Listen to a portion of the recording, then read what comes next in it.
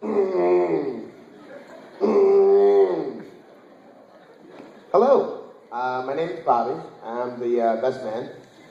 First and foremost, I would like to thank everybody for coming out to this occasion. To the officiants who conducted the wedding, thank you very much. Thank you to the parents for putting together this beautiful party and this wonderful occasion. And last but not least, I would like to thank God for the union of Sheila and Jacob. So let's begin. As I said, I'm glad that everybody can join us. We are surrounded by Jacob's friends and family. Of all the friends here, I'm very proud to say that I've known Jacob the longest. My first memory of us meeting was in church after Sunday school. He was outside throwing a frisbee. He was wearing a really elaborate plaid yarn sweater, circa 1974 black pants, and he also had on the very classic white socks with black shoes. You can tell at a very young age he was channeling his inner Michael Jackson. It was not long after that my family moved to Merritt and Jacob and I grew up together. When I was growing up, Jacob and I were very different. I was athletic, played multiple sports, suave, the social butterfly. I was the parents who tell their daughters to stay away from me type. You were more likely to see me in detention than in Bible study. Jacob, on the other hand, was the all-singing, all-dancing, honor roll society, church choir angel that parents just adored. What a suck-up. So with all that I had to live up to, clearly my childhood wasn't very easy. Also,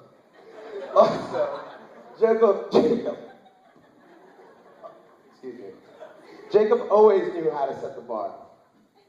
I'd go to Sunday school, take my Sunday school exams, show my grade to my parents, and what do they say? What did Jacob get? I'd go to high school, junior high school, do well in school, get my grades, and go to my parents. Mom, Dad, look. They'd say, what did Jacob get?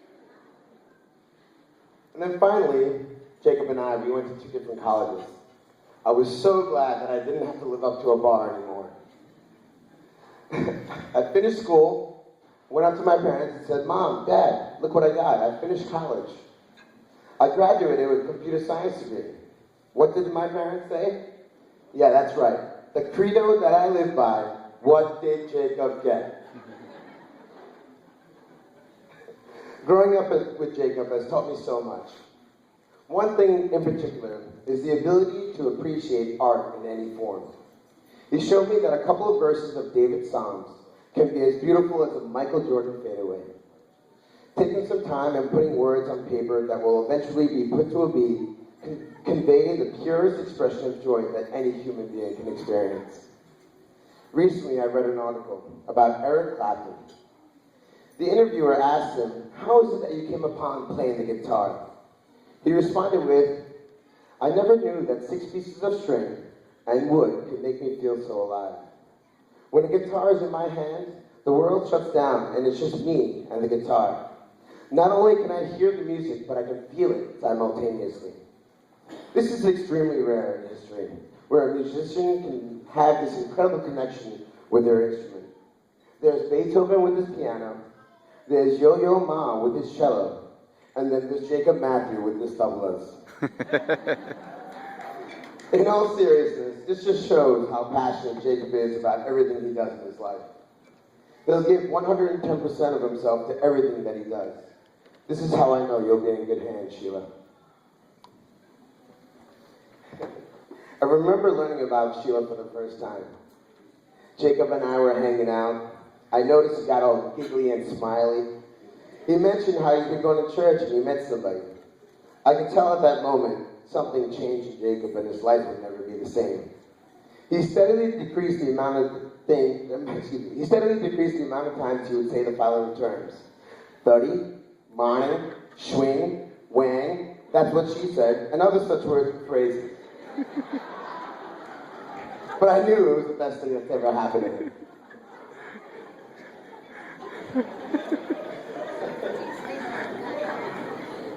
To conclude my speech,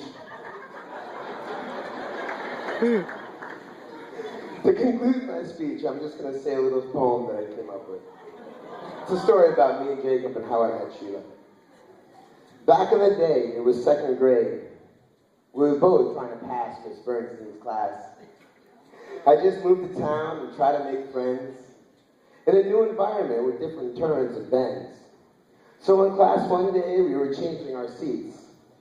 And this quiet kid with a plaid sweater was sat next to me.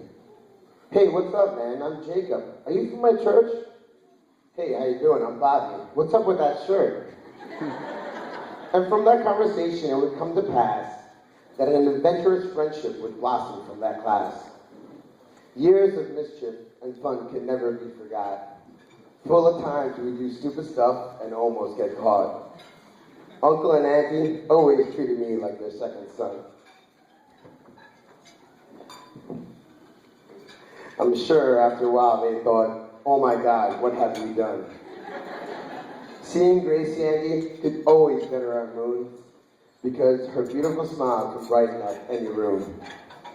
And Uncle loved us and was always filled with care, except when we got in trouble. We were always quite a mischievous pair. But all the times we had, good and bad, we can always share them with each other and cover up a scab. Jacob, we came a long way. With broken teeth and broken hearts, we conquered all the records and climbed all the charts. Through the years, people mature and things seem to change. Except for you and me, Jacob, we never mature. And we'll always stay the same. Except one time we were driving to the theater. First thing he said was, hey man, listen up, I have something to confess. I said, stop distracting me, I'm trying to work the GPS. Listen man, I met a girl, I think she's the one, I swear. Believe me, if this was something important, I wouldn't even care. I said, wow, you turned off the Malayalam music? This must be some big deal, huh? He said, yeah man, she's beautiful, smart, and funny. Her name is Sheila. And from there, the story went on, and we smiled and we joked, but I was more impressed with the way that he spoke. He was so happy, I can see the joy in his soul. And it was at that moment I knew he was struck by Cupid's bow. Then I met Sheila. From the story she heard, she probably thought I was kind of creepy. But then again, that's what most people think when they meet me. So I buckled down and tried to be real mature. And in the end, I think I ended up warming up to her. She was pretty and fun and had a great personality to match. And getting along with her was no hard nut to crack. I remember the first time she invited us over for a meal. She said, guys, come over, I'm cooking dinner tonight. And I said, hey, that's a deal. I said, make anything. To please my stomach, it's very easy. Then we all ate her chicken curry. Boy, was it greasy. Good luck with that, Jacob.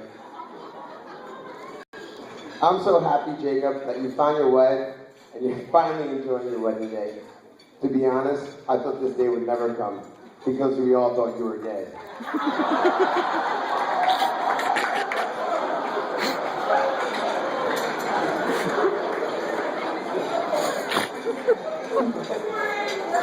But in the end, just know this. For your honeymoon, you guys won't have to get away. Because Jacob and Sheila, your love is your holiday. Just remember every day before today, October 13, 2012 is in the past. But to your everlasting love and bright future, I'd love to raise my glass.